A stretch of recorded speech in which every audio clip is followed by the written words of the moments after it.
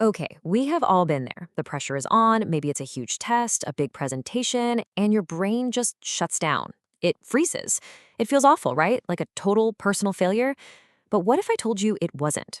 In this explainer, we're going to unpack the science behind why this happens. And spoiler alert, it has absolutely nothing to do with how smart you are. Have you ever found yourself asking this exact question? You're sitting there staring at the exam paper, you know you studied for hours, you know the material is in your head somewhere, but when you try to access it, there's just nothing.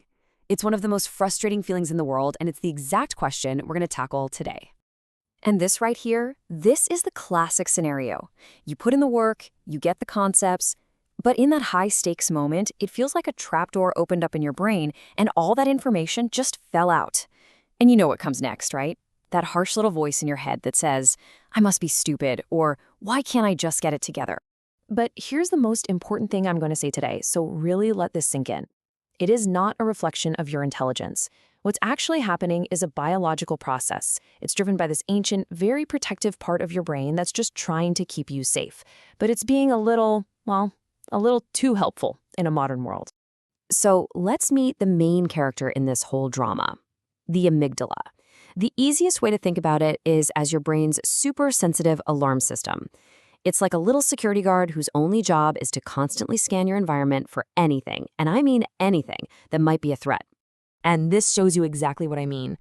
On the left side, a car speeding towards you, yeah, you absolutely want that alarm to go off. That fight, flight, or freeze response is what saves your life. But on the right side, when you're just trying to remember a formula for a math problem, that same incredibly powerful alarm system isn't just unhelpful, it's actively getting in your way. Which brings us to the million-dollar question, right?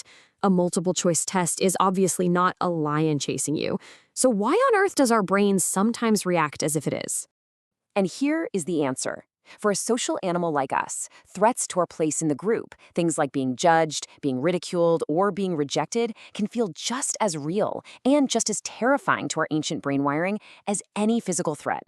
Your amygdala, bless its heart, doesn't really know the difference between I might get eaten and they might think I'm stupid. To the amygdala, danger is danger. So here's what happens next. And this is crucial. When that social danger alarm starts blaring, your brain goes into full-on survival mode. It literally starts rerouting electricity and blood flow away from your prefrontal cortex. That's the sophisticated thinking part of your brain right behind your forehead. And it sends all that power to the primitive survival parts. Your body is getting ready to run, not to reason. Now, this whole biological reaction is bad enough on its own. But when it happens over and over, it can trap us in this really painful psychological cycle, a vicious cycle that some call the shame loop.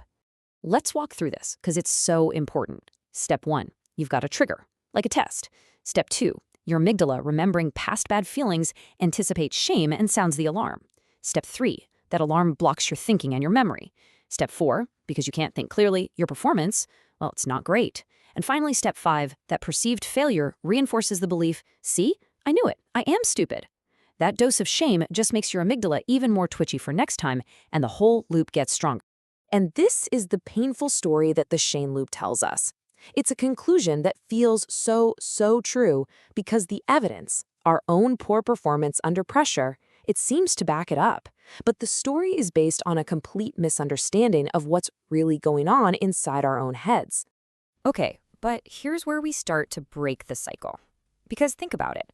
When you're at home studying in a calm, low-stakes environment, you can do the problems. You can remember the facts.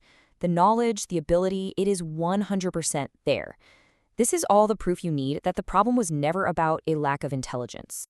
This right here, this is the new story. This is the reframe.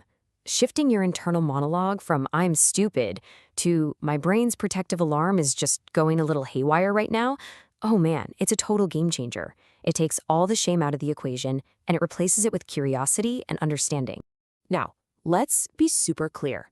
You can't just shut this alarm off. And honestly, you wouldn't want to. It's there for a reason.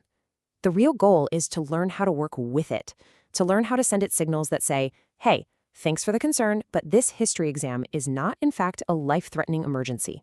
So, how do we actually do that? Here are 4 practical things you can try.